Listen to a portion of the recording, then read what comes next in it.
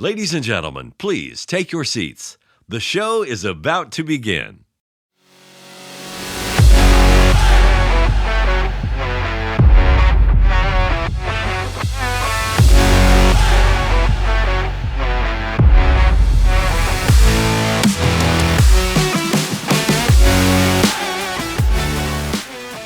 And hello and welcome to episode 142 of On the Bench, the podcast for scale modelers, by scale modelers, all about scale models.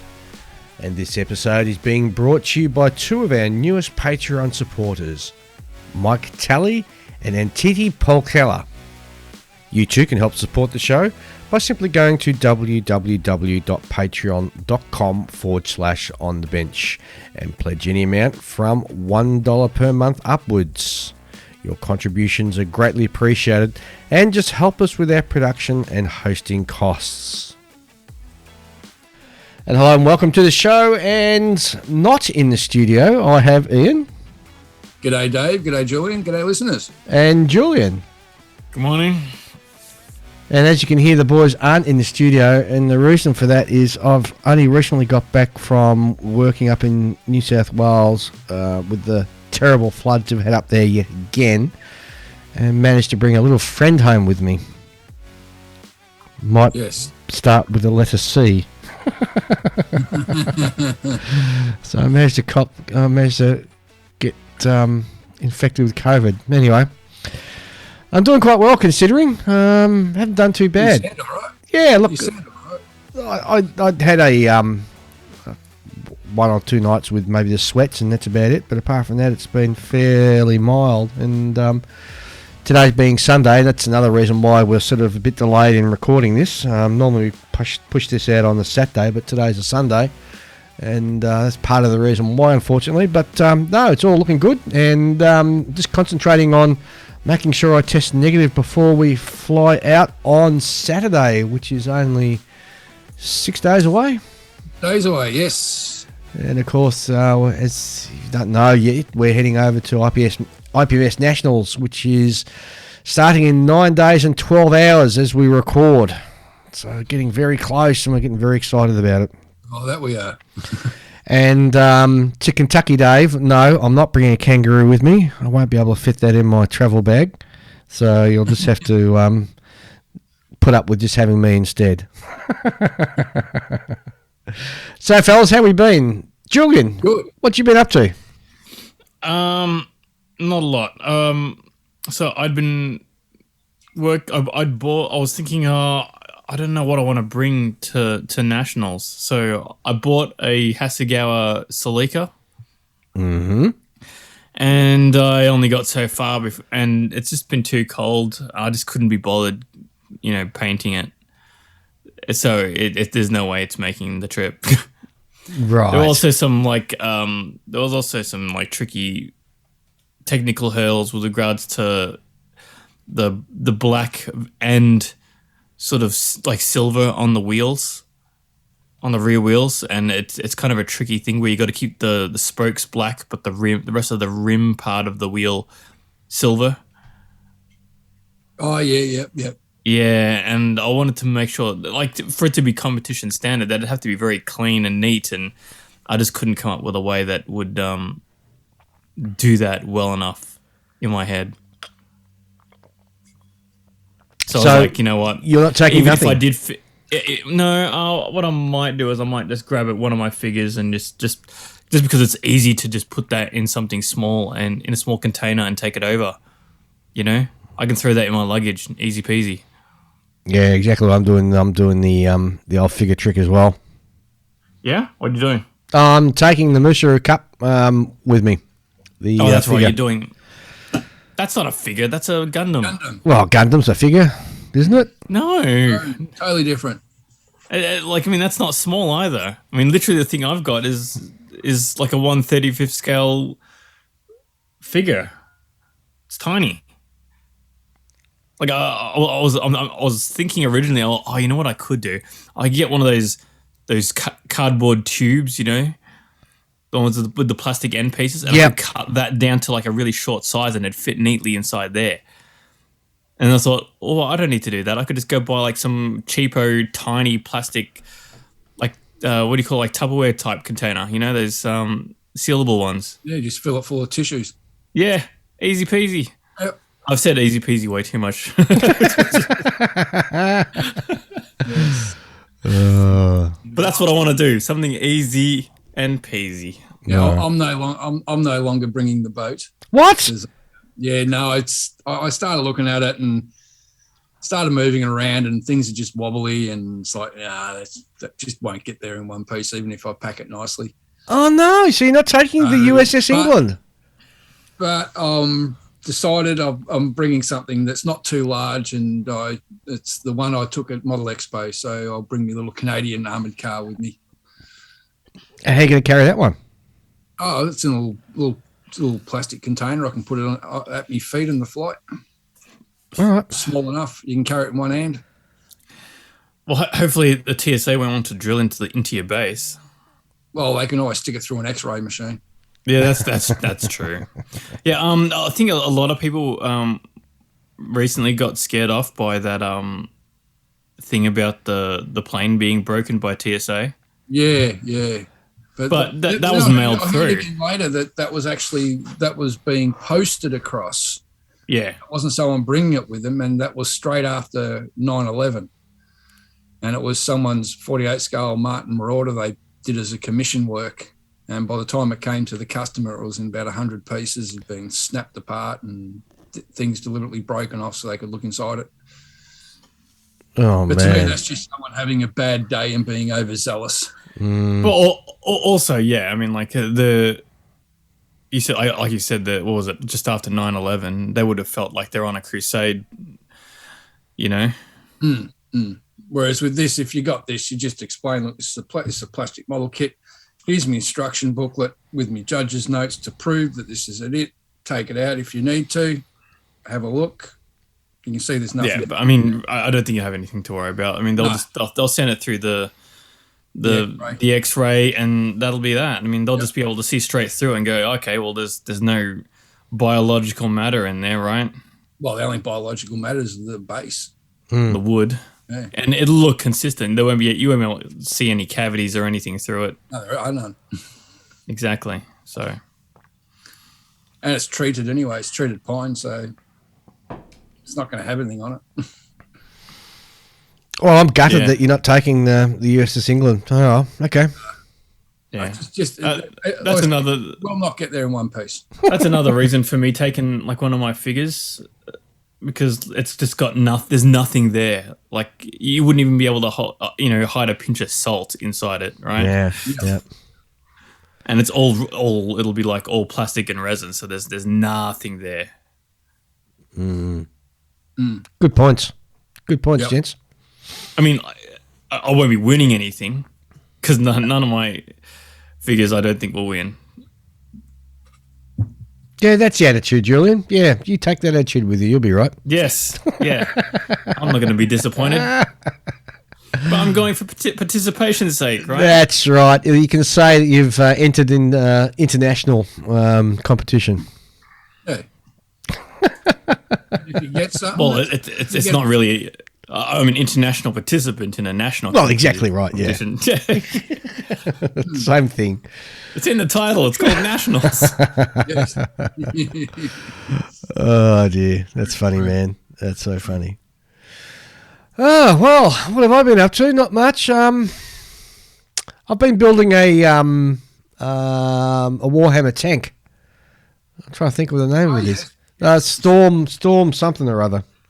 Storm Sword. Yeah, that's it. Storm Sword. Yeah, just slapping together, and it's sitting there all built now. I've just got to decide on what colour it's going to be. I haven't decided on what I'm going to paint it yet. So, I reckon do it as a derelict. No. I'll find a colour for it that I like, and I'll slap some paint on it. Do you want to do something camouflage? Do you want to do something? No, see, this is a thing I don't know. I've built it now without sort of having anything in mind as to what it's going to be like at the end, and I've sort of got to the end now, and I'm thinking, don't know. So I don't know, I'll probably put it back in the box and put it back on the shelf until I decide what I want to do. The idea was just I just pulled it down as a, not a palate cleanser, but just something to do for a little while, and it's achieved that. So I'm not in any rush or anything. So Keep your hands busy. yeah, exactly right. So, well, now that you're putting it back on the shelf or back in the box, what are you going to work on? You've got the week off or something, right? Yeah, I do. I've got the entire week off, enforced at the moment. Yep. So you're gonna you should be working on something, right? Just working on making sure I'm healthy and ready to go. That's all I'm going to be working on. Yeah, I'm sure of that. But I mean, you don't seem to be suffering too much from symptoms, so No. you're going to be sitting around the house with a lot of time on your hands. Yeah. I don't know. I'll see how the day pans out. I think I'm just going to do a lot of sleeping and resting up because I've got the idea that we're going to be fairly busy when we get overseas, and we've got lots of different sort of gin palaces to attend when we're in Omaha. We've got the Mojo Dojo to drop into, and we've got what's the geeks have got something, the Geeks Shed or the Geek Chic or something I think it's called, or I don't know. Oh, There's going to be a few. There's going to be a few beers drunk. I'll give you that tip right now. yeah, I guess. But imagine, I wouldn't want to be Ian. Why? Because think about it, like he's got that alcoholic rapport with the guys from Kentucky. Yes. I'd be worried about getting ambushed with like a okay, this is a gauntlet we've prepared for you, Ian. Well, a bourbon, yeah. I know. Ian does like his whiskies and his bourbons. I don't see no problem with any of this at all. No. I mean, maybe it's wishful thinking, but And I've seen Ian. at the very least, I'm sure they'll have a few choice things to pick out at the bar. Going, oh, you got to try that one over there. And The funny thing is, I've seen Ian drunk, and he's a funny drunk too. I've seen him drunk. Yeah, I'm a pretty mellow drunk. Very mellow. Yeah. mellow. I don't know if it's mellow, but he's very happy drunk. Yeah. You gotta be. He's celebrating. Oh gosh. Great fun. And I'm bringing snacks too. So for our American friends, I'll be bringing some Aussie snacks. Oh yeah. Try out. And of course, we've got all the stickers. So we've got some swag we're taking across. Yep. Now, we don't have an actual table over there that we're going to be sitting at, but we are wearing our trademark on the bench T-shirts, so you'll be able to recognise us. And of course, I think maybe our accent will give us away as well. So we'll be having a whole heap of swag we're taking across. So if you hear an Aussie twang, it'll either be one of us three, or it could be Sam Dwyer, but ignore him. Because we're the ones carrying the swag. It won't be Sam. He'll just be hanging around with us. Yeah, well, yeah. In any case, just if you manage to catch sight of us, you can approach us. Yep. Yeah. We don't bite. We don't bite. Yep. It'd be good to say good day. Yeah. That's right. All right. So we have a look. We've got quite a lot of mail to catch up with. Surprisingly, it's built up since our last episode that we did. So the first one comes from Alex Bissett, and he writes, "G'day benchers, thought I'd drop you a line and say I've been enjoying the show since about episode 38. From what you've been saying about the earlier episodes, I won't go further back," he says with a laugh. Good move. Actually, you can go back to perhaps episode 11 and 12. I'd go back that far. I'm an armour guy pretty much exclusively, but listening to you guys and the Model Geeks has got me purchasing some aircraft kits. I might dip my toe in those waters for the next project. In the meantime, here are some pictures of my latest project, which is an M4 105 HVSS Sherman on Okinawa. Hope you enjoy.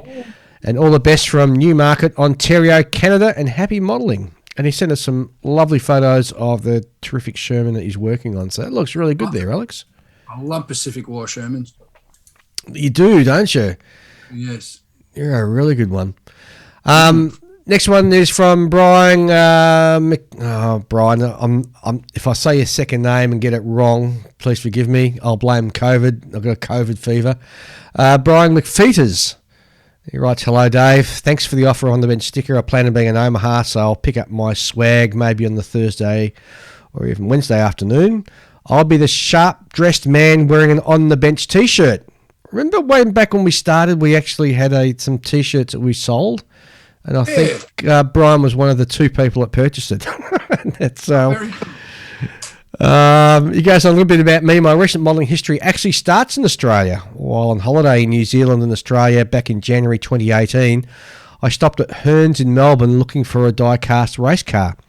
My wife actually talked me into buying a model, and I hadn't built a model in almost 50 years. So I'm really glad my wife convinced me to buy, as I now build them all the time. I started with armour and then moved on to aircraft, and I now build just about anything. I particularly like to build race cars as they are colourful.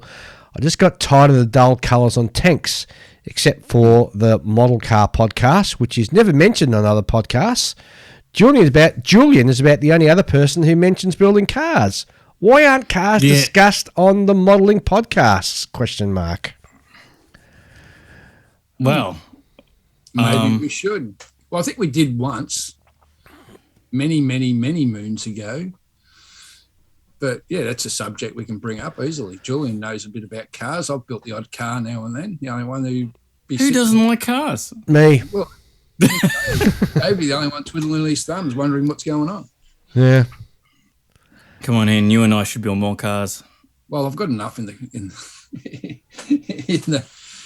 stash. You don't actually have that many cars in your stash, do you? Yeah. They're all muscle cars, right? Yeah. I've got, I think, nearly every single Shelby Mustang available. Okay. Plus I've got some classic Mopars. And don't forget what I picked up at Model Expo, the XB GT Coupe. Yeah, well, maybe you should build one of them. Yeah, I've actually got that out on the bench at the moment, just looking at it because, yeah, it's kind of really... Calling to you, is it?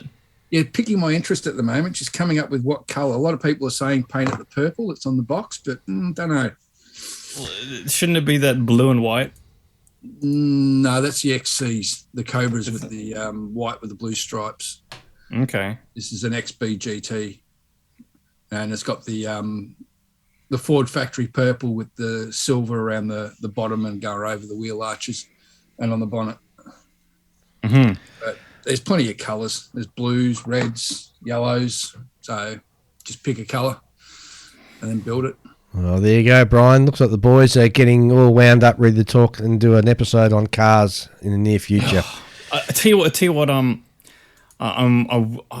Every time I start thinking about what car model I would like to do, for some reason, what pops into my head, there was an aftermarket conversion to turn the Gullwing Mercedes that I was working on previously into a race car version. Ooh. A yellow one, yellow race car. I mean, these cars were made for racing, basically. Yeah. Right. So the fact that there's no racing version of it is interesting. I would like to do that model, but you can't get it anywhere. It's just nowhere. That conversion kit. Oh, the actual not the kit itself, but the conversion you can't get hold of. Yeah, because it includes like all kinds of stuff, like different wheels and everything. All right. Like one of the big, huge technical hurdles of that kit is just getting the wheels correct, because they've got like too much like chrome elements that you have to mask off and paint and things like that. It's like, it's a nightmare. So, It's a nightmare. Like, can you imagine like how thin like the Mercedes logo, the circular logo is? Like how thin that is, and how you would have to mask that off in 24th scale and then paint it chrome and make it not look like crap. Yeah. Well, I'm just having a look at this XB GT, and the wheels are magnesium, but they're globes. So they're like 5-star type wheels, but the inserts, the actual star sections actually got inserts that are set in that you got to paint a different color. that should be quite interesting. Yeah, wheels are a huge technical hurdle if they got multiple colours going on. Yeah. Unless you go 1950s and just have steel rims, painting the same colour as the body. Well, well, Brian from Morton, Illinois, I hope you're happy with what you've kicked off. There you go. Mind you, on the bench, I do technically have a car model on the bench. Even though it's a World War I armoured car, but it's still technically a car. Indeed. All right, the next... Dave, you wouldn't build a model of like one of the cars that you drive? No. Okay, that was a quick answer. No, I'd rather just get a. It sounds really dumb, but I'd rather get a die-cast version of it. I'm gonna pretend I didn't hear that. Next email comes from Ben Flood, and he writes, "Hey guys, listening to you guys enjoy yourselves at the recent Melbourne Model Expo made me want to plug the upcoming Queensland show, which is going to be held on the weekend of the 20th and 21st of August at the Ipswich Events Centre, Ipswich Showgrounds. It's Australia's second biggest model show and competition, running now for 25 years. There will be the competition, retail traders, swap and sell, and club displays. To find out more, go to Facebook, Queensland Model Hobbies Expo. And also, there is a website, which is QMHE. If you just punch that into Google, that'll take you to the correct website as well. So thanks for that, Ben. And I hope that's a nice plug for your show, and I hope you get a lot of people going. Yeah, Ben, also, but Ben's a very, very good figure modeler too. So hopefully he'll have some nice stuff on the table. Yeah, hopefully he will. Okay. Next one is from Joshua, and he writes, "Hi guys, recently started listening to your podcast, and so far I'm really enjoying it. I specialise in radio controlled boats, primarily in 196 scale. I really enjoy your podcasts about weathering. I'm currently building, he's built a Type 22 frigate, HMS Cornwall, HMS Belfast, and a Liberty ship. Unlike your 1350 scale, these boats at 196 are quite big in size. For example, the Belfast measures just over 6 foot. Also, finding aircraft for the ships does prove difficult, but he has managed to do it. I replied to him and said that there's another group out there called Task Force 72 that actually builds radio control scale ships in 72nd scale, hence the name Task Force 72. So, Joshua, perhaps you want to have a look at their webpage and maybe start thinking about 72nd scale instead of 96. But anyway, just a thought. So that's from Joshua, who hails from North Hampshire in the United Kingdom. I've always wanted to think about doing. I was nearly pushed the button once on doing a 72nd scale ship, but I thought, radio control, no, it's going to cost me a lot of money. So yeah, pass on that. Yeah, especially if you don't do it right and it ends up at the bottom of the lake. That's very true as well. Oh gosh, that is so funny. Like radio control planes, it's like, yeah, you put so much work into it, only to stand there and watch it bury itself in the dirt. That's very true. Yeah, but that's what they sign off for. Yeah. I mean, in a way, that must be, as liberating as it is to model my way, where I throw things in the bin all the time. What I saw recently on YouTube, some poor guy, I don't know where it was, but I think the guy had a P-38 Lightning. He was doing a low pass and literally just went smack into this poor guy's head. Oh, just someone's head. Guy out for a 6. Gosh. That was the most brutal thing I've seen in a long time. The plane went into many pieces, and so did the poor bloke who had hit. He just basically just got felled like a tree. Oh, goodness. Well, I mean, you would hope it would hit on one of the 3 sides that isn't his face, right?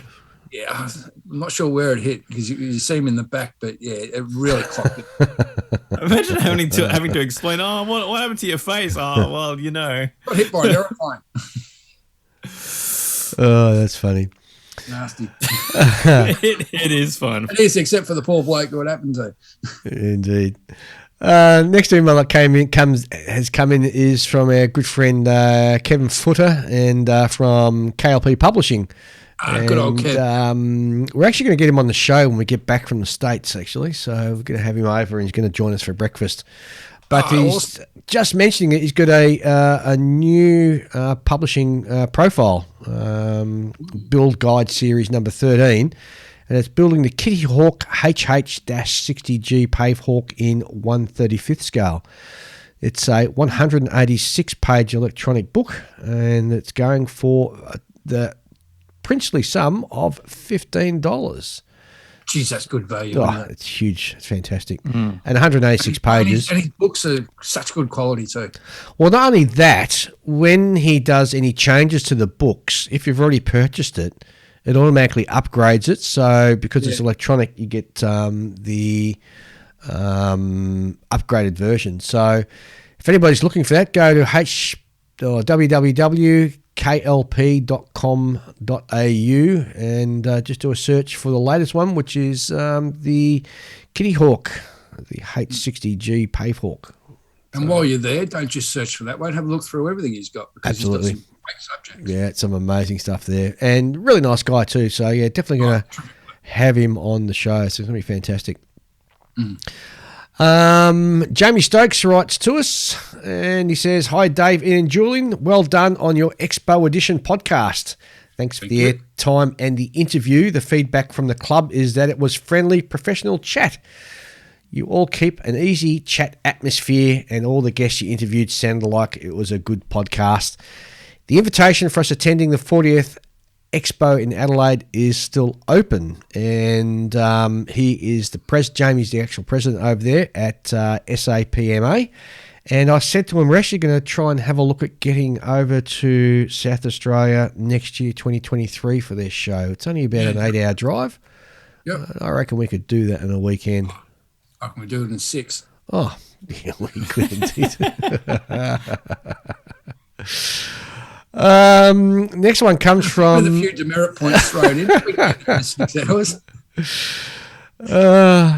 Next one comes from someone called Modeler X. Greetings, Podfather Dave, Ian and Julian. I have never reached out to you. However, I do want to introduce myself and communicate how much I've enjoyed your podcast all of these years.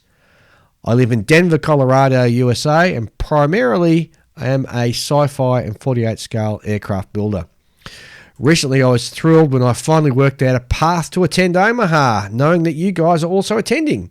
Sounds like your holiday travels are profound and exciting, but our paths will definitely cross, so I'm truly excited to meet you after listening for all these years. Dave, I will shake your hand vigorously. Ian, I will fist bump you. Julian, I will nod in admiration. Oh yeah, that's good. I was bracing myself. Oh, he's not going to try and give me a hug or something. So that's Scott from Denver, Colorado, and don't forget to come up to Scott and say g'day, and we'll have a little bit of swag for you as well. So that's fantastic. Yeah. Always great to talk to everyone. Yeah. Brad Belsham writes in, hey guys, 50-50 chance I'll see you in Omaha. In the meantime, here's my latest work.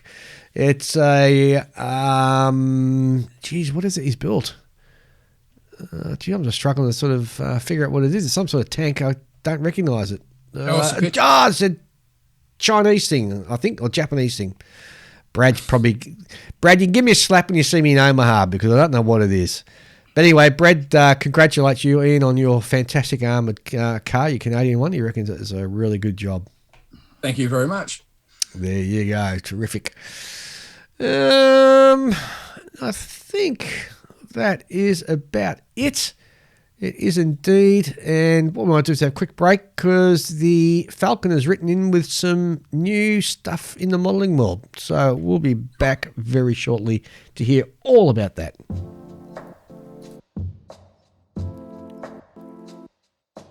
The Scale Model Supply.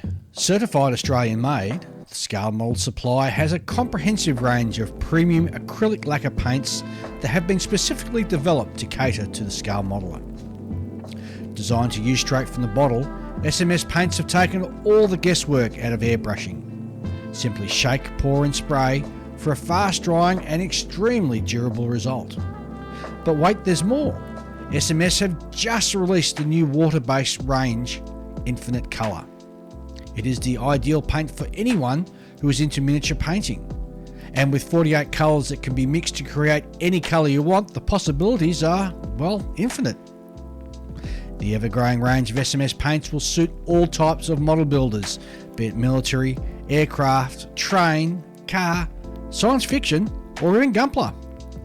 SMS paints will have a colour to suit you. Available now through selected stockists worldwide and online at www.scalemodeler.com.au. Okay, so we got some news from the Falcon, and he writes in, "Hi Dave, Ian and Julian, it's been a while." Let's start off with some aircraft news. DBMK, who we last heard from when they were doing the LiDAR thing on the Supermarine Scimitar, are said to be working on a 1/32nd scale de Havilland Hornet and Sea Hornet. It is being designed using factory drawings with 3D modelling by Arthur L. Bentley, a guy renowned for his accurate aircraft plans. Well, that sounds interesting, doesn't it? Yeah. The kit will be a mixed media type, with the main parts being injection moulded. Other parts will be poured resin and 3D printed. There will, of course, also be a fret of photo etch, because we all need friends, don't we? And one final point. The kit has nothing to do with the HPH-DH Hornet. It's a clean sheet design. There's been a pretty strong rumour that your friends at Qatari Models will be following up their 32nd scale Mark 1 Spitfire with a 32nd scale de Havilland Hornet. But that rumour has been comprehensively shot down. It's not gonna happen. Oh, okay, that's interesting. Copper State Models have been floating the possibility of a 32nd scale kit of the German Siemens Schuckert D1. Yeah, the D1 version. Yeah, for those who aren't deeply into World War I aviation, this particular aircraft was an unlicensed copy of the French Nieuport 11 fighter. CSM are looking for information on the cockpit interior, so if you happen to have your German great-grandfather's photo album from when he was working on them, then CSM would love to hear from you. There you go. The TriStar 135th, no, not a mistake, scale Fiesler Storch is about to get another outing in a Hobby Boss box. The latest release will be the FI 156D1, which is the ambulance version. LF Models will be releasing 2 boxings of the Heinkel 112 in 148 scale. There's going to be a Heinkel 112BO over Spain and the Heinkel 112BO/1 over Germany. The kits will be injection molded styrene. I don't know if it's an all-new kit or a repop of the classic airframes kit, but we'll have to wait and see. The release is slated for 2022. If it's a classic airframes kit, you got a lot of work ahead of you. Oh, really? I know of a person who's built one, and he said that was a complete and utter challenge, and he really struggled to get it built. Okay. Edward is soon to release a 48 scale Profi Pack kit of the Model 11 A6M20 fighter. It's been noted that Edward are using the same wings that came with Model 21, that is 2-1, so the modeler will be expected to do, at the least, some panel line filling, but depending on the scheme chosen, change the shapes of the cannon's openings and the cockpit air inlets. News from Clearprop, they're working on their 172 scale MiG-19 Farmer. They have scanned a real aircraft, so the model should be very accurate. It looks like they are starting out with a MiG-19 PM, the ugly one with the radar installed in the nose. And of course, other versions are sure to follow. Border Models have shown multiple CAD renders of the Nakajima B5N2 Kate, which is looking very impressive. Some people may be disappointed to hear it will be in 35th scale. Common sense says it would be more popular done in 32nd scale, but it seems like Border are committed to producing aircraft kits in 35th scale. Good luck to them, I guess. I think that's their bag now, isn't it? Yeah, it's rather, I don't know. Yeah. It's a polarizing choice, isn't it? Like, on one hand, people are like, oh, but it makes sense that you put it with your armor. I was like, well, yeah. If it's a helicopter, yeah.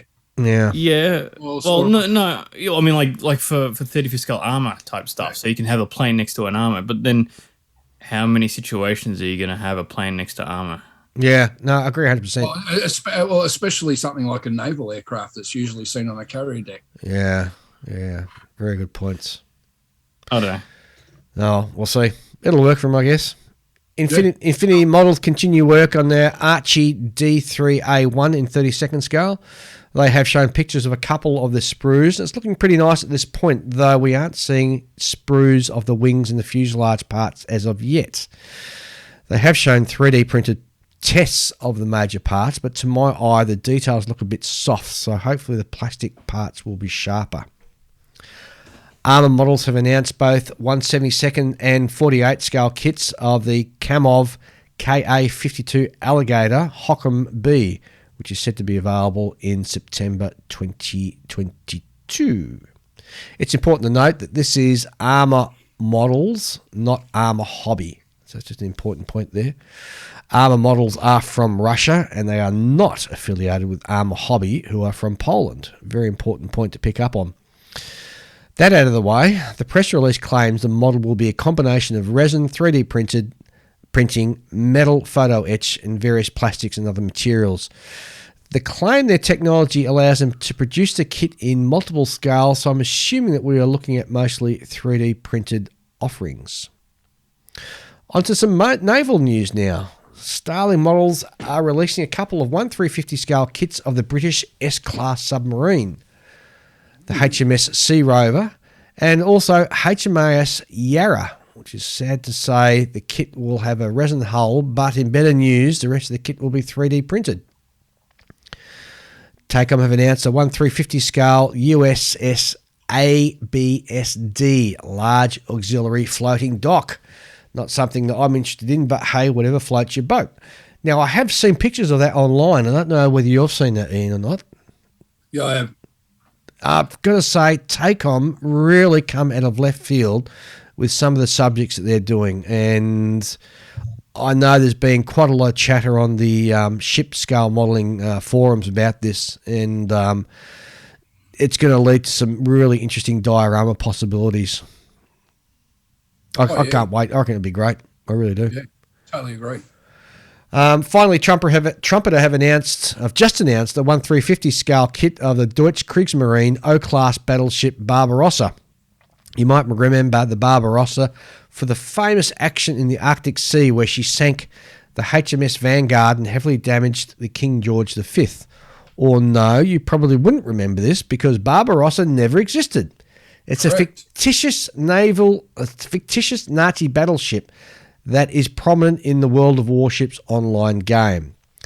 Kitting subjects from the World of Games has led to some really interesting models for sure, but hopefully the fictitious stuff doesn't take over completely. Anyway, that's just a thought, says the Falcon. I think the World of tanks and World of ships and World of aircraft have been a bit of a boon for modelling, I have to say. And I think it's good that they've, even though they're paper panzers or they're paper ships, I don't think it's a bad thing, in my personal view. Well, if it gets people into the hobby, it's a good thing. Oh, and it gives us modelers something a bit different to sort of, build, doesn't it? Yeah, exactly. On to military vehicles. Tamiya's next kit in their 35th scale range will be the British A43 Comet. No release date given, but it's not normally long between the announcement and the release from Tamiya. Fingers crossed that we get a nice canvas-covered mantlet. Now, there's been quite a bit of chatter about the Comet, and I've got to say that armour modelers seem to be quite excited about this. I think it might be something that I'll definitely want to be picking up. I don't know about you guys. I think a Comet's quite a nice-looking tank. It isn't a bad-looking tank, got to admit, yes. Yeah, it's a pretty attractive looking tank in my opinion. But I've already built one. Oh, have you? Who'd you build it with? I built the very old Bronco kit, which is very, very, very, very simplified. Okay. Well, maybe you can go back and revisit it if you want. Yeah, maybe. Gecko Models have announced a 35th scale Army closed cab 3000 weight 4x2 general service truck. Basically, this is your Austin K30 truck version of the Austin K2Y Katie heavy ambulance. Trumpeter will be releasing a 72nd scale kit of the MAZ 537G intermediate type. It's going to come with a semi-trailer. 4Hobby, who we know from their 72nd scale German S-boats, have announced a 72nd scale armoured kit. It's going to be the AV107 Scimitar Mark II. Meng Model are also in the running. They're going to be releasing a 35th scale Russian T-72 B3M with a KMT-8 mine clearing system. AK Models, where are we? AK Interactive will be releasing a 35th scale SD KFZ 234/2 Puma, or Puma, depending which part of the world you come from. It is the old Dragon kit, but that isn't a bad thing as it was one of their better kits. I've got to say that the Puma was one of the best looking armoured cars out of World War II. So I've pretty good. I've built the Dragon kit. Wait, is this 72nd or is it 35th? 35th. Yeah, I've built that. I've built all the versions of that almost, except for the super, like one or two super rare ones. Also, really good kit. Really, really good kit. Oh, cool. Yeah. Well, also from AK, a 35th scale new tool kit of the FJ43. AK can't say a lot about it, but I can, and that is it's going to be a Toyota Land Cruiser. And I think our guest Chris Meddings might have a bit more to say on that when we talk to him shortly as well. But it's interesting to see AK getting into building kits now. So It's going to be exciting for us as model builders moving forward. Apparently, there's going to be two boxings to begin with. There's going to be an FJ43 pickup with a DSH KM machine gun and the FJ43 with a hardtop. So there's going to be lots of what they call the technicals. So there's going to be a lot of sort of modelling opportunities there with them. IBG Models have announced a new tool 35th scale kit of a Panzer II. What makes this interesting is that it is the first styrene kit of a lowercase Panzer II, specifically the Panzer II A1/A2/A3. The early lowercase Panzer IIs have suspensions that is very different to that on the more common uppercase versions, and this kit correctly depicts the steeper glacis plate seen on the earliest Panzer IIs. A very welcome release for fans of early period Panzers, says the Falcon. Hold on your hat, Dave. There is news of not one but two new 1/16th scale armour kits. Tacom have announced a 1/16th scale Panzerjäger 1B MIT 75mm Stuck 40L48. Too much for a poor little Panzer I, you would think, but it was a real example and it was photographed in Berlin back in 1945. Also from Tacom is a 1/16th scale Klein Panzerfeldwagen SD KFZ 265, which is the command version of the Panzer I. This is a 3-in-1 kit, presumably with the frame aerial, without the frame aerial, and also a tropical version. You also get a commander figure with two heads, and perhaps I should rephrase that. You get a commander figure with optional heads, one with the ordinary cap and one with the Schreck Giant Panzer Beret. I know which one I would choose. That's all from now, and bon voyage, boys, says the Falcon. Thank you, Falcon. Oh, that's nice. You guys got any sort of new kit releases or anything you want to talk about? Yeah, our good friend Callum McDonald. Yes. He is now looking at 3D printing different bridge structures for the Pacific Crossroads 1/350 scale Bathurst class corvettes. Oh, So he's done a test print on that, and I've just had a look at some pictures online, and yeah, it looks quite nice. So you can, if you got a couple of the Bathurst class, you can do the different bridges. oh, fantastic news! That's really good. Other new news is during Expo we had the good luck of interviewing Michael Claringbold. Yes.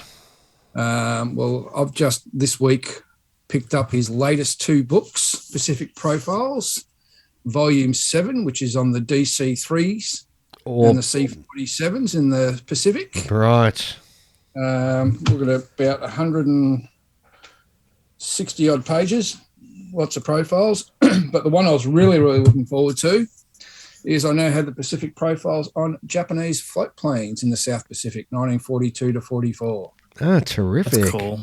So, 2 new books, good for, especially the profiles the profiles give you a great guide and ideas for different schemes you can try, and the information's top notch. So, yeah, highly, if you're into these books, add them to your shelf. Well, so if you're into Japanese float planes, there you go. Good news. Or DC3s or anything from the Pacific. It's a good series of books. Not just DC3s, but C47s.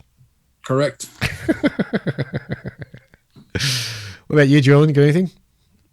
No, I haven't got my finger on the pulse. Oh, well, never mind. You'll soon get your finger in the pulse one day. Never mind, mate. All right, let's have a very short break, and then let's hear what Chris has to tell us about the latest show over in Europe. So we'll be back very shortly. Whether you build aircraft, armour, ships, science fiction, cars or figures, the Fine Scale Modeller magazine provides the how-to information you need to take your modelling to the next level.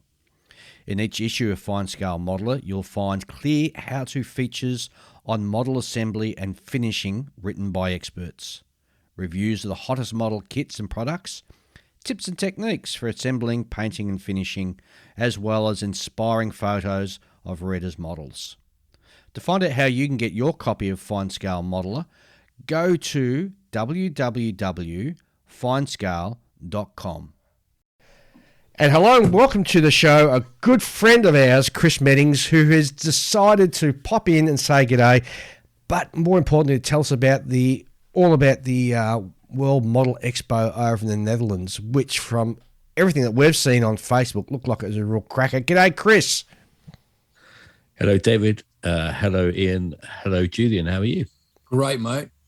Good. Good. So Excellent. was it looking forward to your big trip? Yes. Oh, yeah.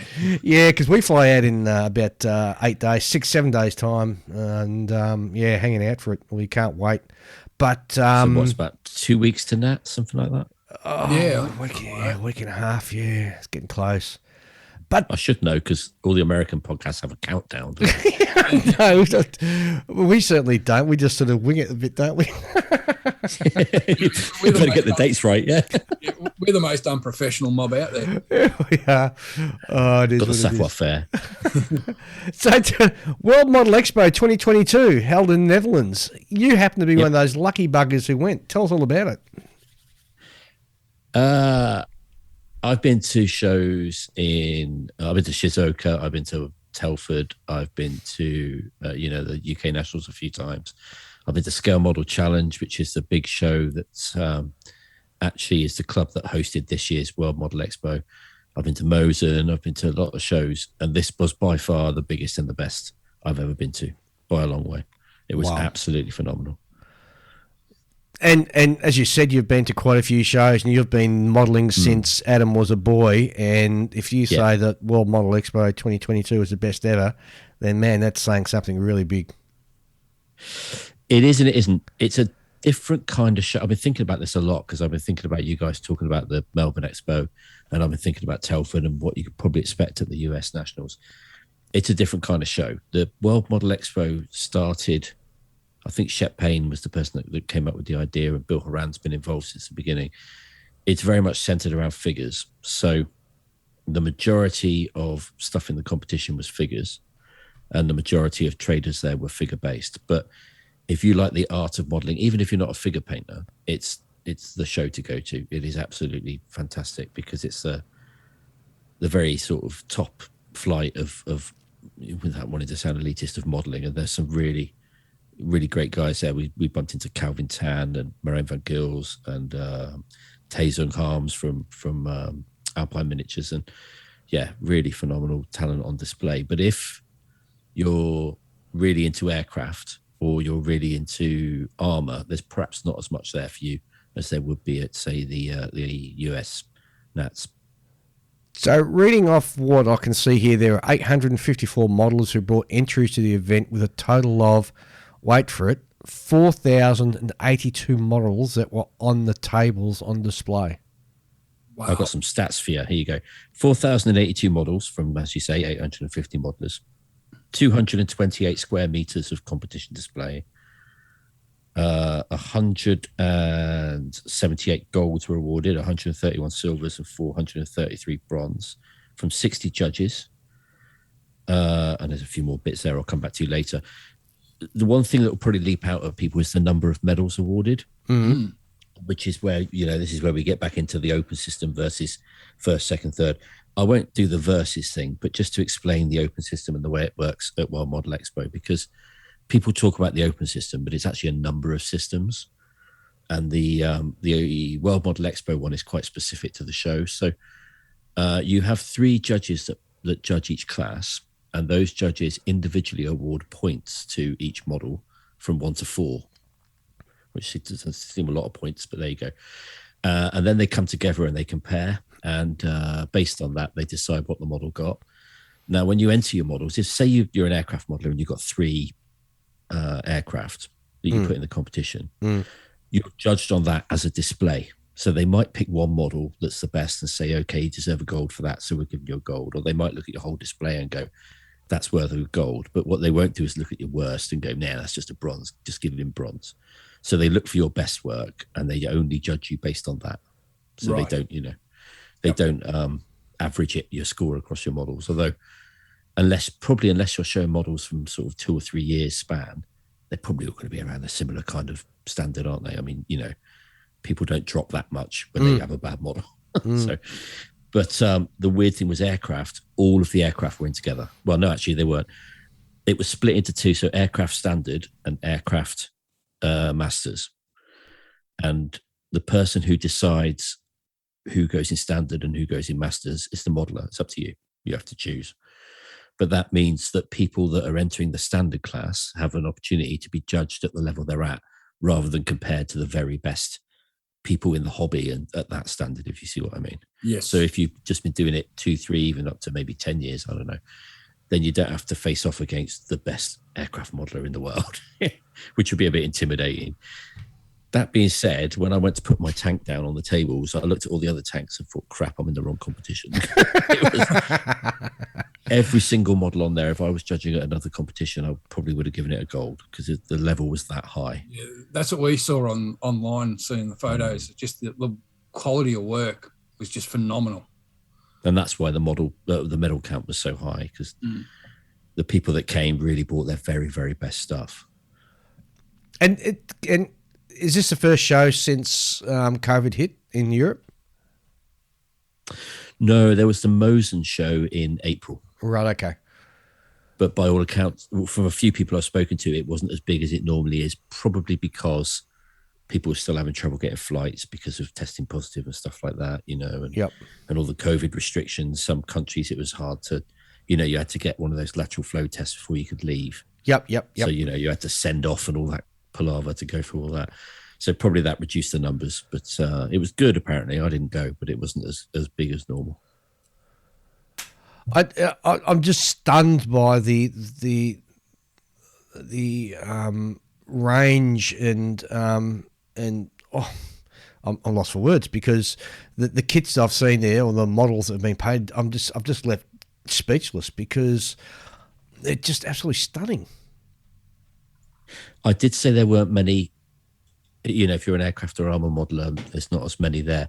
There was still about 170 aircraft and maybe 250 armor plus dioramas. So still quite a lot of stuff. It's just the majority of what was there was figures. But yeah, the level across everything.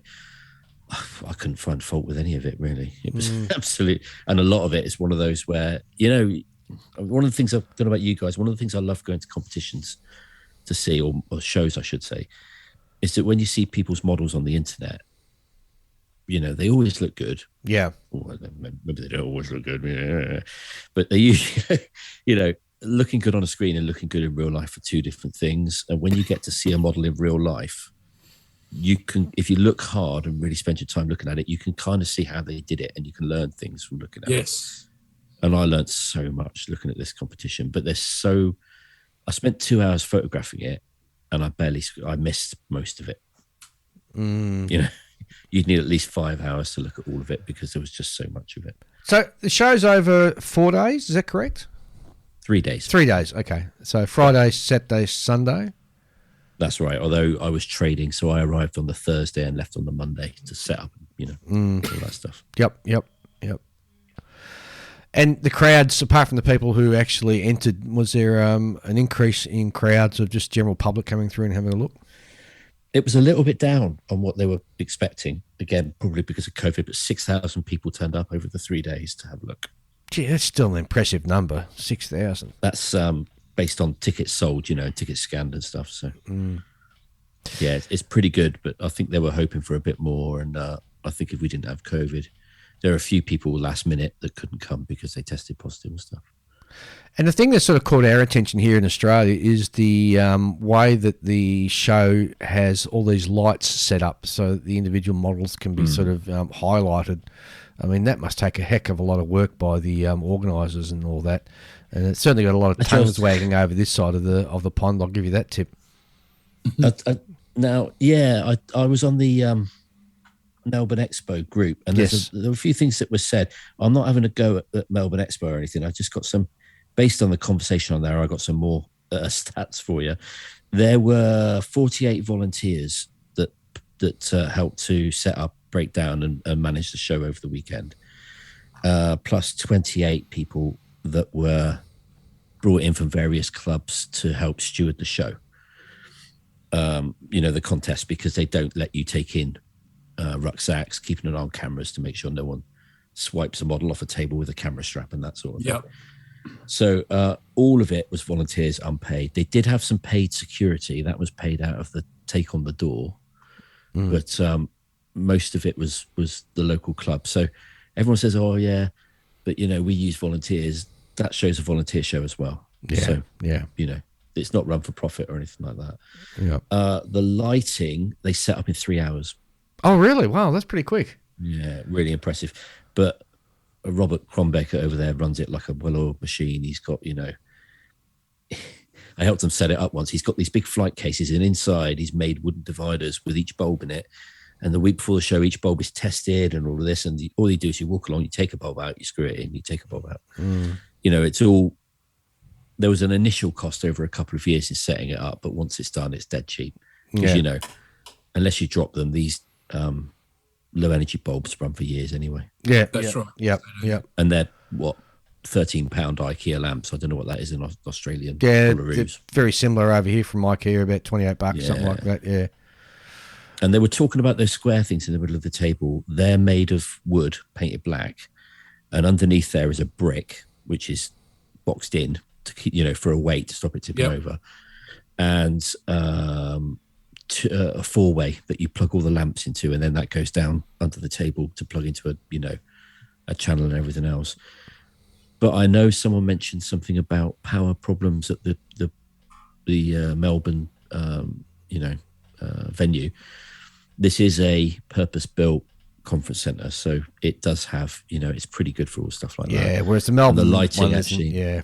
There's a lot of overhead track lighting as well, which is permanent in the venue. So, you know, if you've got a venue like that you can use, then that's great. If you don't have one though that's suitable for your show, then you know you don't have one. And that, so much you can. And that's the issue we're facing out here, particularly in Melbourne, is that those sort of venues are horrendously expensive. And so the one that they use at the moment is, you know, the best of compromising, I guess. And unless somehow we come across or get grants from the government to sort of have them in these more dedicated sort of conference places. I can't see any way around what we're doing at the moment, unfortunately. Is there not an off season or something? No, there's no Not real here. no, there's no real off season. I don't think. There's I think it always something helps. happening. I think it helps that the conference centre, the Königshof, is also a big hotel. And the hotel's now used to the fact that they book out a good chunk, if not all, of their rooms for the show because people want to stay on site. And I should think for the hotel, that really motivates them to make the space available for the show, if you see what I mean. Especially the amount we spend in the bar. Oh, definitely. Definitely. So there are a few late nights there, were there, Chris? I was a good boy this year, but yeah. I've done too many shows where I had to get up and trade at 8 o'clock in the morning with a hangover. Oh, yeah. Don't And they like that. sell that Belgian beer that's like 12%. So, Oh, that You Belgian gotta be beer careful. is deadly. I've been to there Killer. was I was in South Australia and there was a beer hall over there that did Belgian beer, and I got myself awfully messed up once upon a time. it'll knock you out. Oh, it sure will.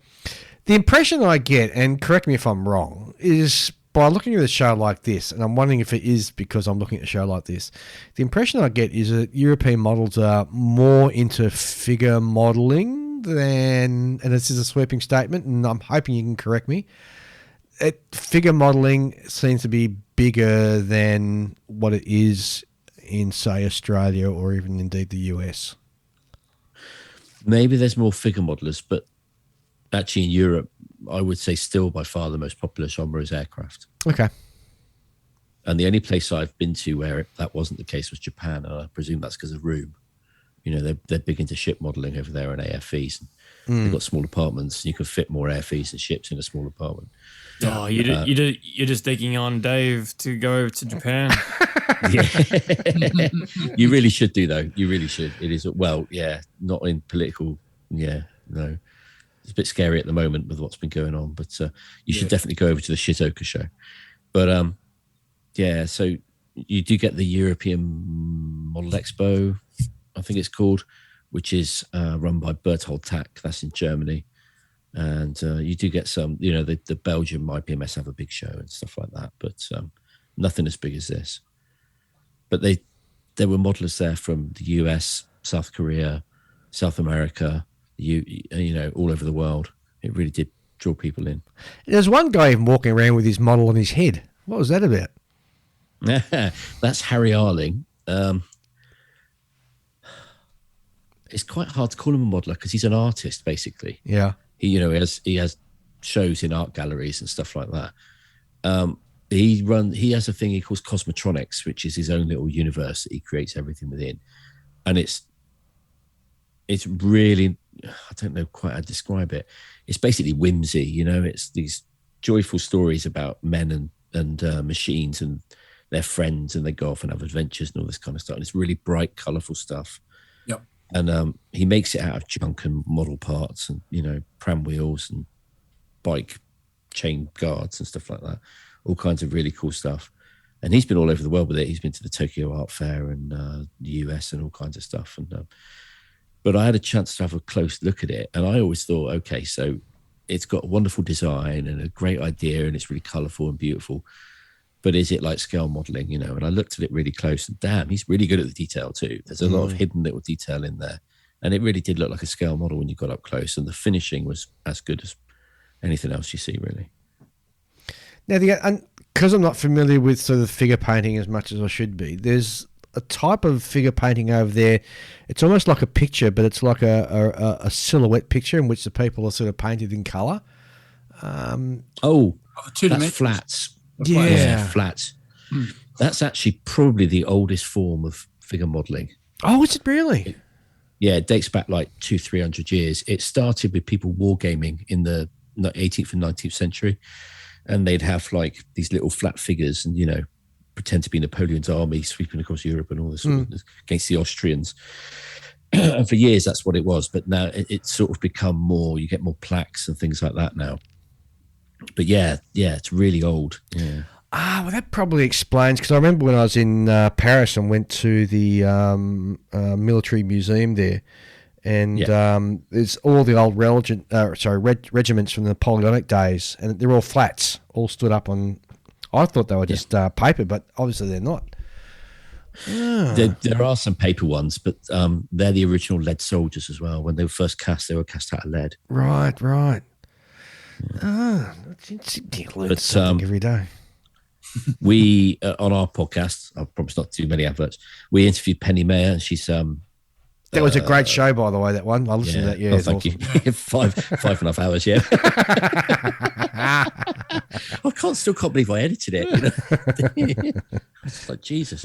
But she's a famous flat painter, and she just got made a world master at the World Model Expo. Something they do is every year they take 2 or 3 people who've got kind of a long achievement in the hobby, and they give them the title of a world master. It sounds a bit silly when I say it like this, but it's a recognition of everything they've given to the hobby and everything they've done. And I mean, I can certainly imagine scale modelers I'd give it to. Yeah. And how'd yours entry go? I got highly commended. Very good. Yeah, I was kicking myself though, because I asked the judges why it wasn't a bronze, because they'll give you as much feedback as you want. Yep. And they said, well, it had a dirty great glue mark on the back fender. I was like, very terrible. I don't put glue marks on my models. Thank you very much. And I went and I was in the airport with the box next to me. I opened it and there it was, great big glue mark. And what had happened, for those that haven't seen it, it's a Churchill going down a slope. Correct. Yep. Yeah, with white sheets tied to it for winter camouflage. And one of the sheets at the back, I made them out of putty and glued them on with super glue, and it had come off. And where the super glue had stuck it to the fender, that was the glue mark they were talking about. Now, if I'd, because it got tipped over in the airport on the way over and that fell off. If I'd stopped when I put my model down and checked it before I left it, I would have seen that and been able to put it back on. So there's a lesson learned there. Always do a last spot check on your model. Remove any dust and everything else before you leave it alone. Well, 100%, because with the most recent show we were at, there was a model entered there, and not only did it have dust in it, but it had cobwebs on it. I'm a bit of a fascist for this. I think you should only enter models in a competition that you've built in the last year. I know some countries, like in America, people would take, if they've not been to that competition with that model, they'll take stuff that's 20 years old. But to me, it's like, that's yesterday's stuff. You should be only taking your new stuff. But like I said, I'm a bit of a fascist like that. Yeah. There was a fantastic model of a Churchill tank there, done in Russian scheme, obviously sent across to Russia. Oh, man, that is a cracker. Oh, no, he did that as well, and the name's not coming to me at the moment. But yeah, that was a really nice one with green and white winter camouflage. And the other diorama I particularly liked is the AC/DC concert as well, just because there's a bit of Aussie in it. Yeah. Well, who doesn't like a bit of AC/DC? Yeah, good old Akadaka. Yeah. They shook me all night long.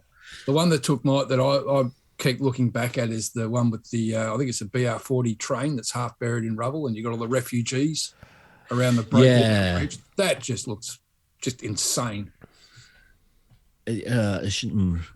To be a bit critical, it was really good and every element of it was done well, but because it was so big, it almost felt like it was 3 individual scenes that had been put together on a big base. Right.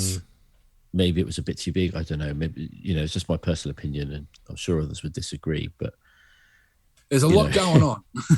Yeah, there's a lot of figures. I wouldn't want to paint that many figures. There must be 50 figures on that base. Yeah. And yet there was also the one with the classic motorcycles. Yeah, that's beautiful, like a race from the 1920s, something like that. 1917s. Yeah, around that. Yeah, those old, like the old motorbikes, with the almost like a bicycle with a tank on them and a little engine. Yeah, and the guys in their funny joggers and the flat caps and the leather helmets, like riding them. There was a company there called Six Miniatures, CIX, and they sell bikes from that era and riders, and they're really beautiful. You should look those up. Really, really nice stuff. Definitely. They're in Italy, I think. The one I really liked was the 135th scratch built sky crane. Oh yeah, I've seen that before. Yeah. That was really impressive. I've been vac forming canopies today, and just the thought of it, doing the bubble on the side of that one and everything's like, whoa, I didn't fancy doing that. Isn't there like a kit coming out of a sky crane? Yeah, wasn't it ICM or something though? Yeah, I think it was. See it was anytime soon. not the same scale, so it wouldn't have the same kind of presence. But yeah, I think it was 1/35th actually. What? Because I remember everyone when it was announced thinking, Jesus, that's going to be a big box. Yeah, that's becoming the new scale now, wouldn't it? 1/35th. Yeah, I don't know. Because I know Border's bringing out the Caton 1/35th scale. Yeah, but you have to you have to do helicopters in that scale because it's such tiny things to begin with, though. Oh no, they're not. Except for a sky crane. Well, except for a sky crane, maybe. Yeah. I did a 1/72nd Merlin, and it was it's a good 15 centimeters, 6 inches long. In 1/72nd, it's they're not small things. Have you ever stood next to a Sea King? They're pretty bloody massive. They are huge as Sea Kings, yes. Call them a sea bloater. They're massive. So what was there anything there that really took your fancy, Chris? Everything. I was actually, even though I'm not a figure modeler, I was more drawn to the figures. There was more color and greater. I thought the highest level of skill was in the figures. I'm the same way. I sometimes touch on figures, not many. Usually if I'm doing like a base, I put a figure on, but I usually get the most enjoyment at any show going over to the figure models. They just blow me away, the quality of work you find of these guys. Yeah, they were really pretty astounding. There is a figure I really liked, but I couldn't tell you who did it, and I can't describe what it looks like. So maybe not. It's a woman, and she's got this look on her face like, ugh, what? Sort of don't talk to me sort of look, but it's just absolutely phenomenal. It's a new miniature that's been released. I can send you a photo. You can put it on the Facebook page or whatever. Yeah, that'd be great. Yeah, do that. I can't describe it because she's in some sort of historical or fantasy dress, and I don't know. Also, there was a really beautiful Matahari figure. All right. And the temptation would probably be with a figure like that to sculpt it in such a way that she would meet modern concepts of beauty, and particularly in figures, which is more sort of weirdly exaggerated physique, should we say. But she looked absolutely exactly like she did in, the old black and white footage and photos and everything else.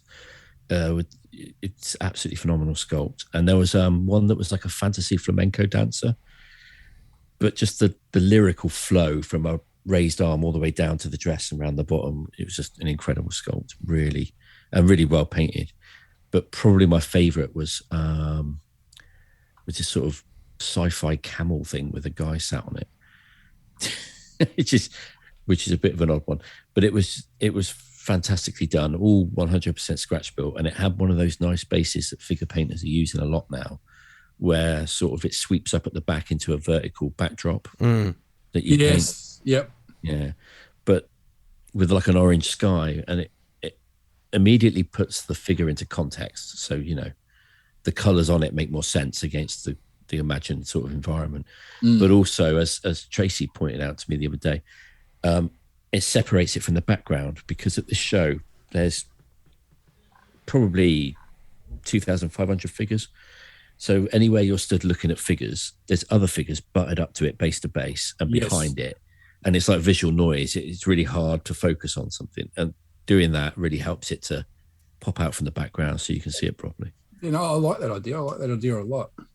I think something I came away from the show was that, I mean, you don't have to, but I think armor modelers and aircraft modelers could be looking at what figure modelers are doing and take some stuff away from it. Oh, yeah, definitely. I mean, certainly as a presentation. Jim, yeah, that's what I'm going to say. In terms of presentation, more so than anything else? Well, personally, I would want to take the style, but style's a personal thing. And if you want to go for a hyper-realistic finish, something that said, actually, that reminds me about this show is and shows like this, is people say, oh, it's for artistic modelling, and, realistic in air quotes modelling doesn't get a look in, blah, blah, blah, particularly from shows where they don't like weathering and they don't like faddy painting and this sort of thing. But one of the gold medals in Masters in Armour was David Parker's 1/16th Panzer IV. And that's painted entirely realistically. There's no modulation on it. There's no heavy weathering, anything. It's, it's 100%. He looked at the vehicle that he was modeling and it looked almost new, apart from the damage on it and so on. And he did what was in the photos. And it's a very realistic, clean-ish style, apart from some rust here and there on a damaged track hanger and Scherzner hanger and stuff like that. So, that got a gold. So if it's excellent, it doesn't matter whether it's one style or another. It will get an award at the show. Yeah. But that's, and I'm just reaching back to the comment where you said, that aircraft and tank models can perhaps take a leaf out of the book of the figure modelers. And but there comes a point with particularly aircraft modeling models when you're displaying them, that if you make the display too big, you take away from the actual model itself. So, geez, you've really got to sort of. I have to say, aircraft modeling is a lot harder. Yeah, because no matter what you do, you're basically dealing with a square from wingtip to tail to 100%. wingtip to nose. There's only so much you can do with it, and like you say, anything you add to it just makes it a massive base. And taking up too much room on the contest table also doesn't do you any favors. No. Well, it looks like you don't know how to manage your space. It looks like you're not aware of how much space you need. I don't mean the space on the table, but I mean the space. One of the things a lot of diorama modelers, for me, I'm no expert, but one of the things I don't like on diorama models is when there's too much space where there's nothing happening on a diorama, unless that's the point. I mean, there was one there by, I think it was Albert Terexit, of a crashed civil aircraft in snow. And there's a lot of sort of dirty snow with scratches and scrapes on it around it and all this. That's fine, because for that scene, you get the idea of this crash in an isolated spot somewhere, But a lot of dioramas, you think, well, what's going on? It looks unbalanced. The base is too big for the model. Dioramas really are an exercise in eliminating the unnecessary. To you're left with just what's necessary to tell the story. Yeah, I think the key word there is what you'd said is balance, and that's the hard thing to get right. Yeah, and with aircraft bases, it's really hard to do them well. So, what you don't want to do is fill those empty spaces with just people randomly milling about. Oh, that's my other pet hate.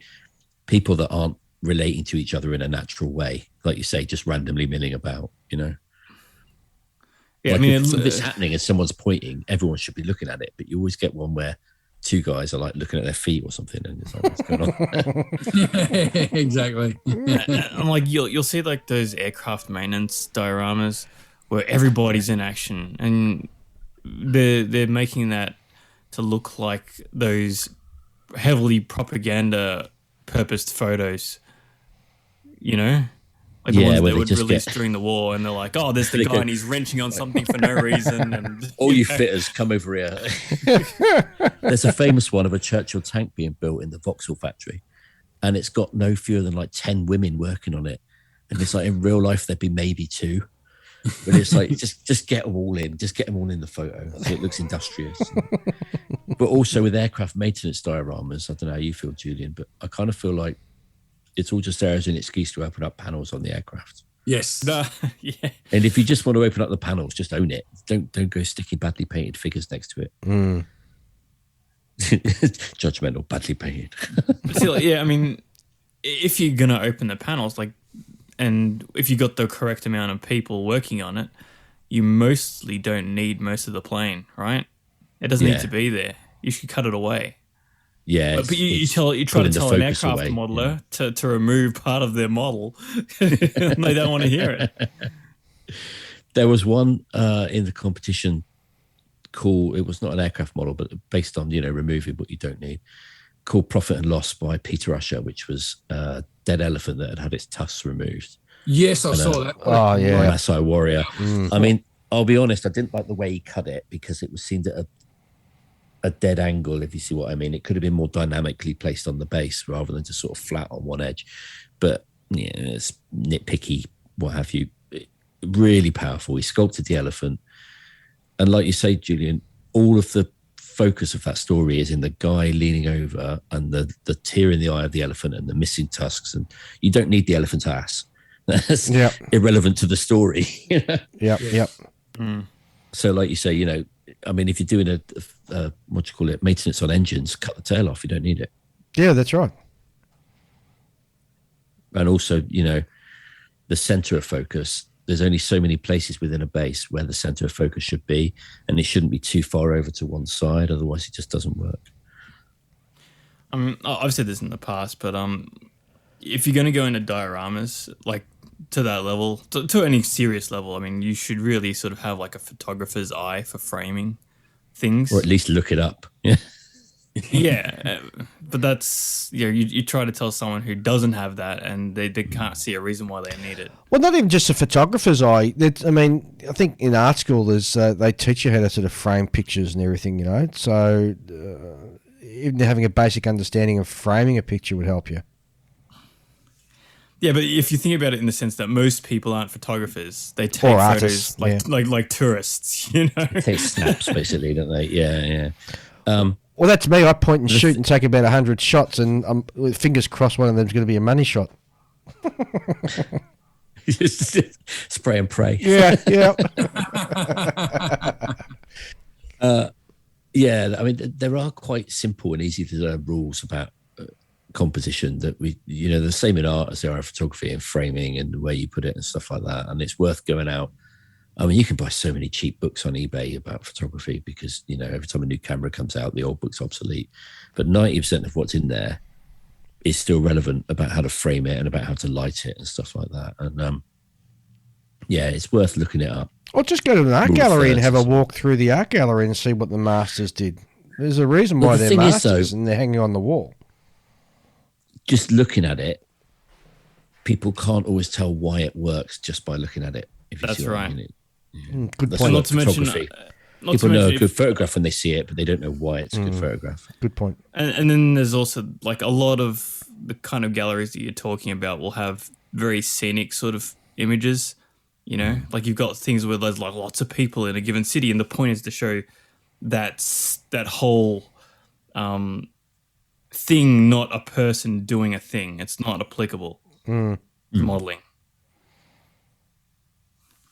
And you see it, like you see the occasional diorama where it's just covered in figures. Like they're like, oh look how many figures there are. There's like 50 figures in there. It would have taken so much money and time to paint them all and blah blah blah. And it's like that's not what you're being judged on. Yeah, it's an unpopular opinion, but I don't think people should get points for effort. You know, I mean, there's loads of figures on it though. It must have taken him ages. Let's give him points for effort. Yeah, I see exactly where you're coming from, Chris, and yeah. Well, I mean, to be clear, when you say effort, you mean like more work put in. Yeah, In number of hours, I put well-used hours. You know, I put lots of eggs in this pudding, so it's going to be a really good pudding. You know what I mean? Basically, an omelette.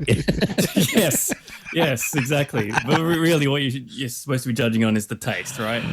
Yeah. Well, how well it works, the balance, the story, everything really. Yeah, well, that showed up for me at Expo this year. I put in a simple vehicle with two simple figures sitting in the vehicles up against other vehicles with just crap all over them, and they didn't get anywhere. Because, as I keep saying to people, I say the more stuff you put in, the more chance you got of making it look shit or doing a bad job. Well, yeah, the more that can go wrong. So. Correct. Yeah, keep it simple, stupid. Correct. The good old KISS method. Chris, while you're at the show, is there any new sort of up-and-coming manufacturers or cottage industries that caught your eye while you're there? So many amazing figure companies that I've saw you got a big swath of figures. Yeah. I'll no doubt get them out, half paint them, hate it, and put it away like I always do. I keep saying to myself, yeah, but persevere, you'll get better.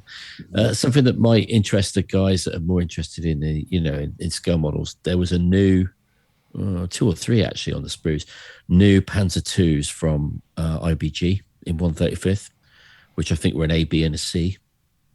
And they look really nice, really sharp. And a good look at the sprues for those. They're expected to be out around September, October, November time. So keep an eye out for them. And also around the same time, perhaps into December, is the AK Toyota Land Cruiser, which is really very, very nice. And it's the first kit they've produced that's designed, tooled, and manufactured in Spain. Wow. All of it's in-house. Really? Okay. Wow. Because usually with these companies, it's a main kit or it's a tactical kit. They put some decals on it and, what if cannon sticking out the back or something, and off you go.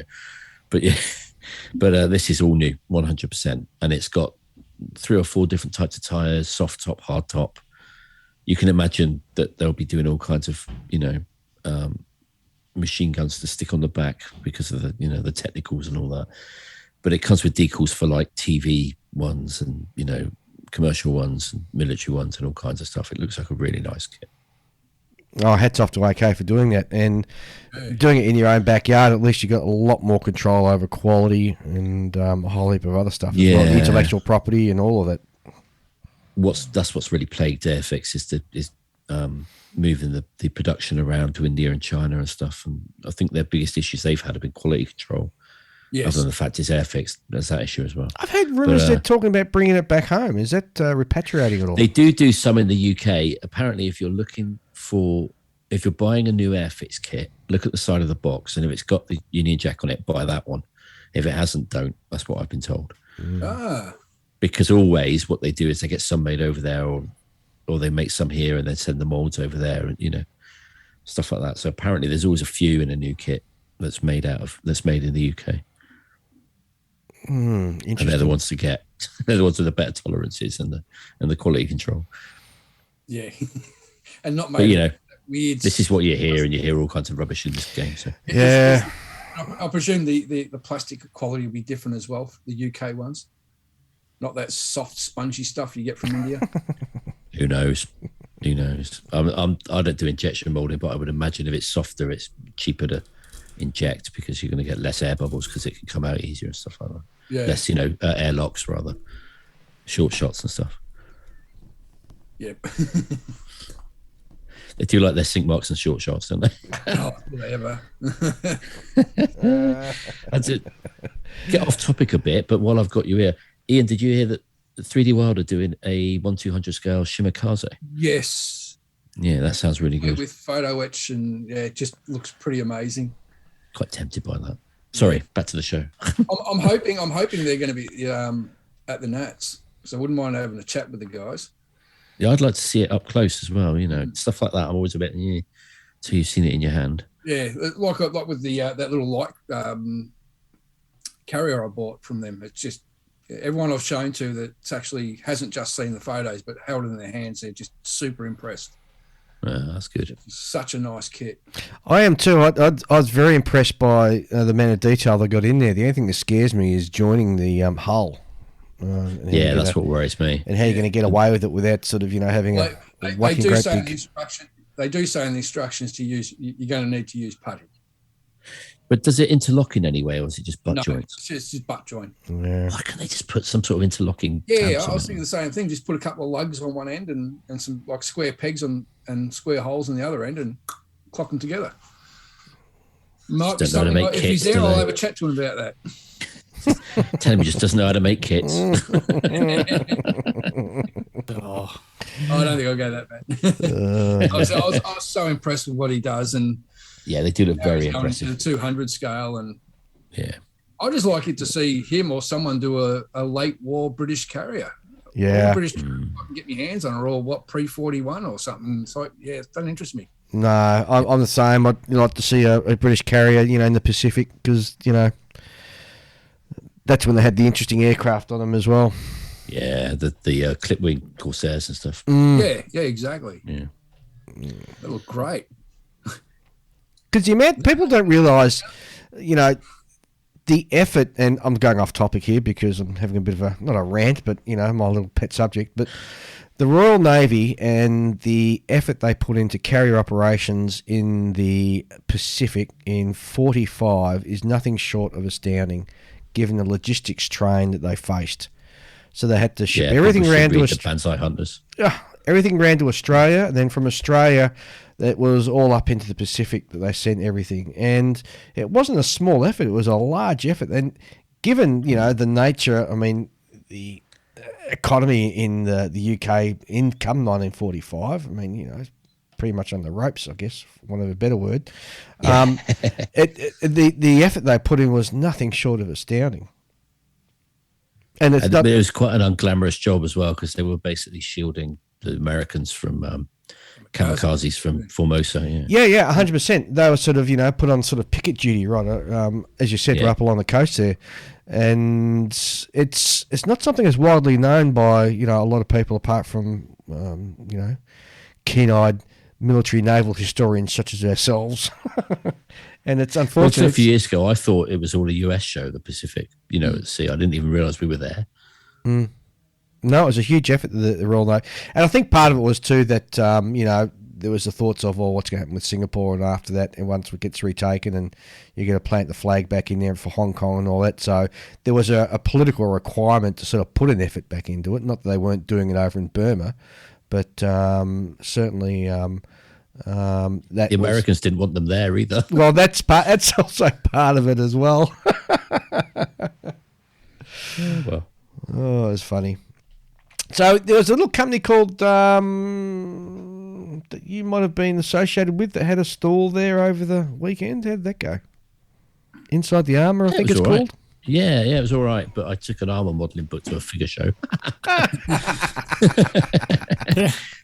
Sold quite a few, but not as many as I might have hoped. But there was a lot of interest in other stuff I do as well, and a lot of people coming up to talk to me about the Ukraine book and ask about the next book that's coming about that and stuff like that. So it was really good. To be honest, I could barely speak by the end of the weekend. Just what it's like. I bet you had the same with your stand at the Melbourne show.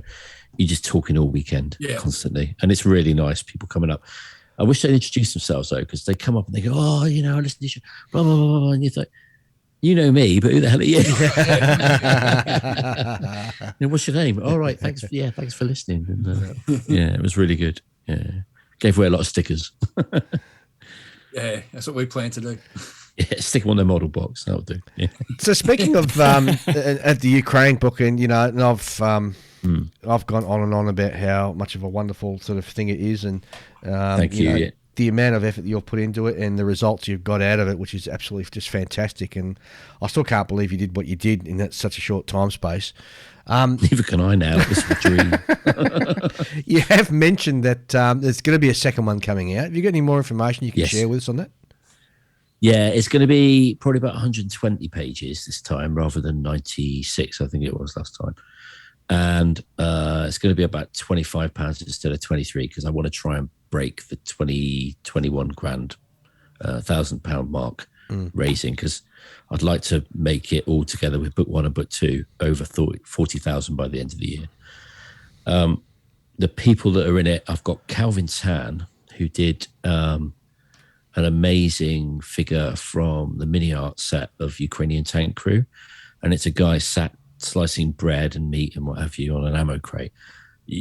Everyone should go and have a look at Calvin Tan's page on Facebook. It's just incredible. Bear in mind, this is I love mini art, but their figures are not always maybe the best. They take a bit of work, but he's made all the guys look like potato faced. They've got these funny faces, but he's made it. Well, maybe this is one of the more recent ones, so maybe it's a better set. But he's made it look really, really good. But he's done like 1/35 scale thickness cellophane for the bread and stuff like that. And it's mind blowing, really mind blowing.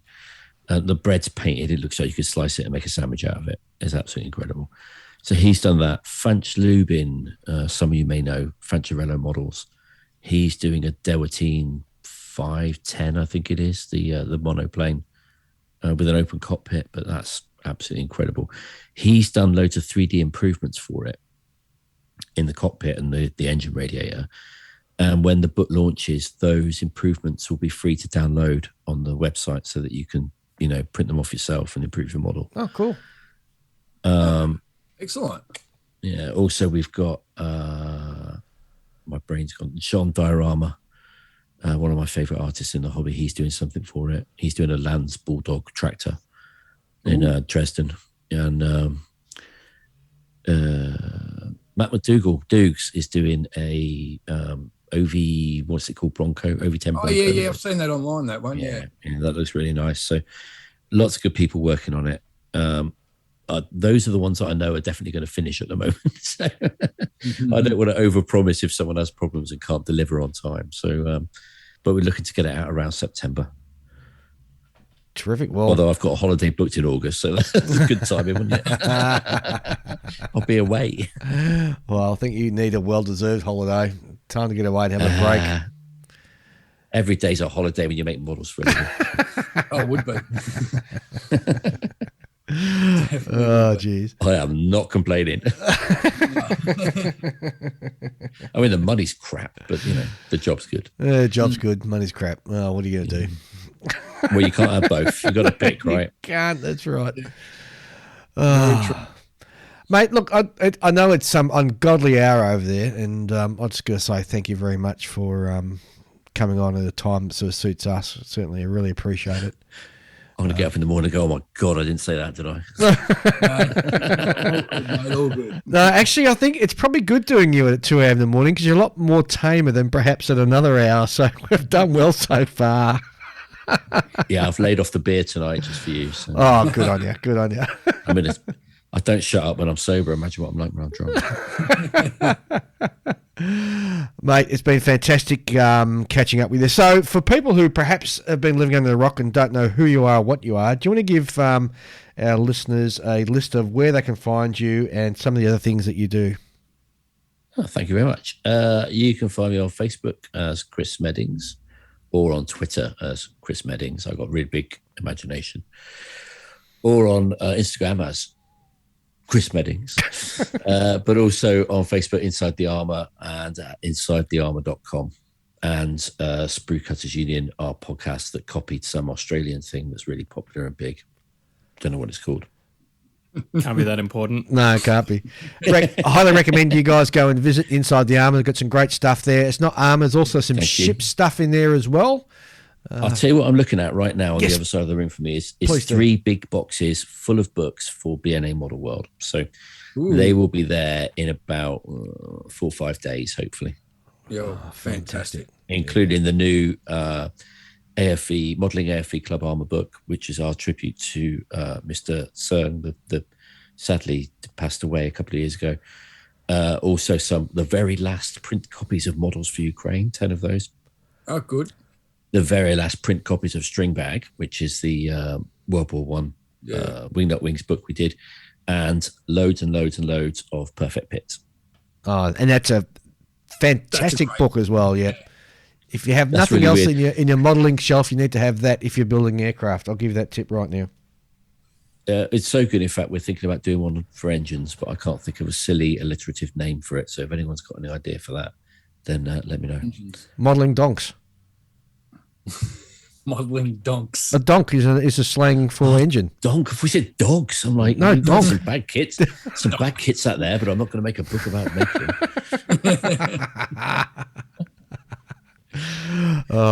Thanks very much, Chris, for being on the show. I'll let you go and get some sleep now. And you can go back and celebrate whatever new Prime Minister you're going to have coming in running your country soon. Well, I'm straying into politics. I better step away from that landmine. Yeah, actually, I was about to say something. So I'd just like to confirm, though, for anyone listening, that I am not standing to be leader of the Conservative Party. That is such a shame. I know. Everyone else is putting their hat in the ring, so I decided, not me. All right. Give someone else a chance. Yeah. I'm too busy. All right, mate. You couldn't make this up, could you? No, you All right, thanks a lot. No worries. Thanks, mate. Talk to you soon. Cheers, guys. See you, buddy. Well, that was fantastic to hear from Chris. Always his great font of information, and sounds like you had a fantastic time over there in the Netherlands at the World Expo Models. Yeah, so it was a show that I would love to have been to. Just the photos I've seen just looked. I don't think would do justice for how good it really was. And the fact it's in the Netherlands has got nothing to do with it either, has it, Ian? Dutch heritage. Well, yeah. No, just from what I've seen, the quality of work just blew my mind. Yeah, I know. Really, really good stuff. Yeah, but Europe's just so far away, man. Well, so's America. So's America. We're going there in 6 days. Yeah, that's true. That's true. I have made a very rash promise that we might be. I was talking to a couple of guys from NZ that might head across to New Zealand next year for their nationals. That's doable. That's only a $300 flight there and back. The weekend. True. Just a thought. Yeah. We'll Like I keep said. that in mind. We'll keep it in mind. I'd really like to do it. So we'll think about it. Yeah. It's high on my priority list. Let's put it that way. Yeah. So, gents, before we wrap up, we're only 6 days away from heading out. What it means for you, the listener, is that our next regular show won't be coming to you because we normally publish on a Saturday, and our next show is due on the 23rd.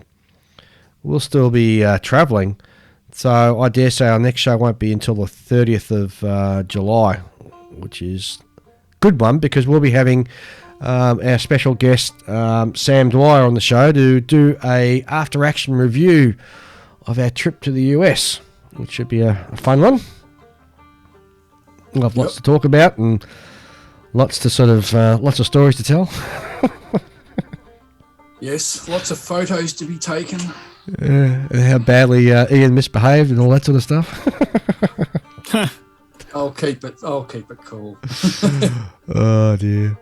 All right, should be fun. So don't forget, guys, catch up and see us in Omaha if you're going. Safe travels to everybody. Ian, Have a great one. Enjoy your modelling, and for our American friends, we'll see you at Omaha. Julian. Yeah, you know. I don't know, buy some good quick tweezers or something. All right, guys, that's it from us. We'll see you when we get back from the US. Catch you later.